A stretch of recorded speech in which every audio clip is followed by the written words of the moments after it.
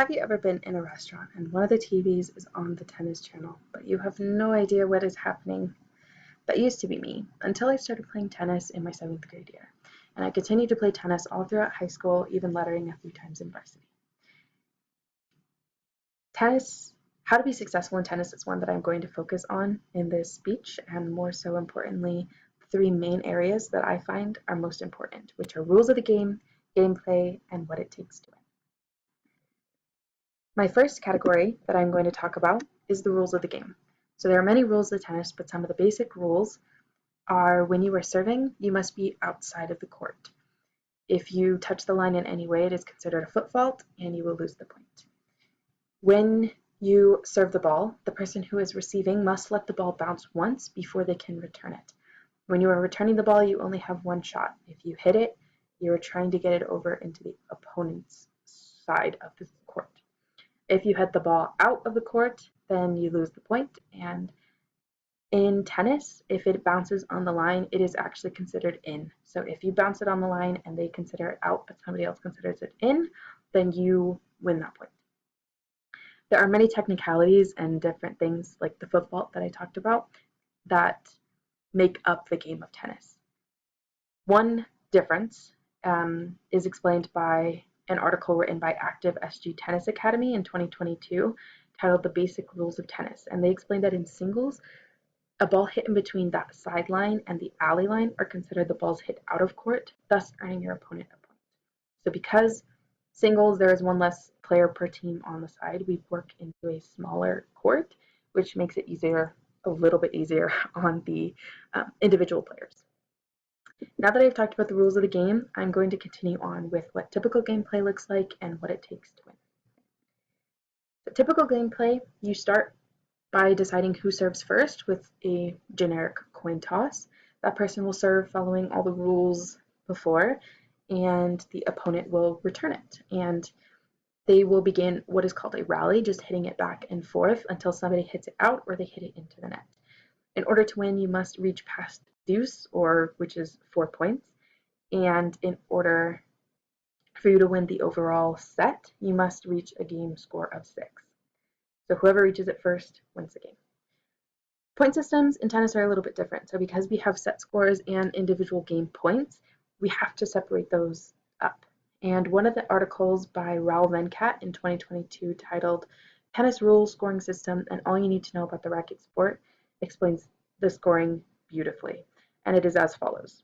No point scored is love, 1 point scored is 15, 2 points scored is 30, 3 points scored is 40, and 4 points earned is the set point or the game is over.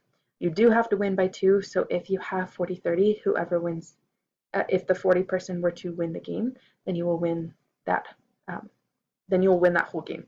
If 40-30 and the opposing player wins and it is 40-all, you go into a form of tiebreak. Game scoring individually, it is a 1-by-1. So if I won the game after 40, then I would be 1-0, 2-0, 3-0, 4-0, 5-0, 6-0, so on and so forth until whoever reaches 6 first. Again, you do have to win by 2. So if you notice in my game scorecard here, the 6 and 7 is only a 1 game difference, because once you reach 6-all, you have to enter into a new form of tiebreak, and whoever wins that will take home that extra point.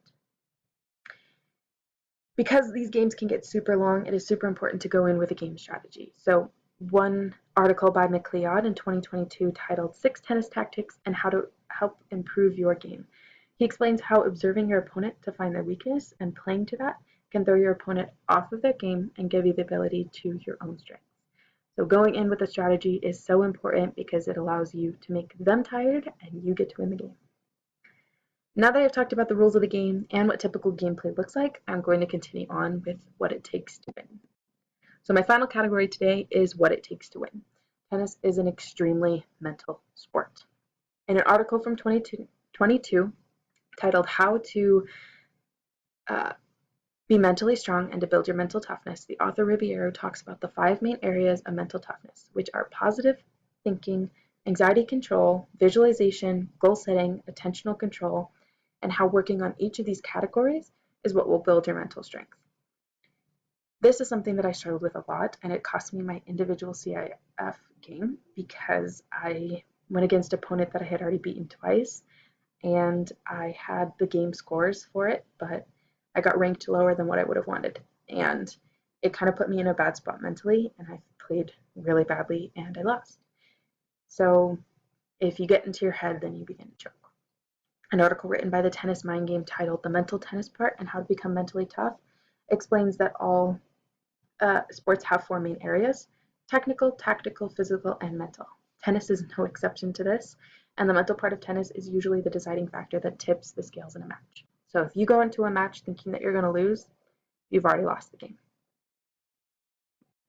In conclusion, I've talked about all the main things that are required in order for you to have successful gameplay. I focused on the three main areas, which are rules of the game, what typical gameplay is, and what it takes to win.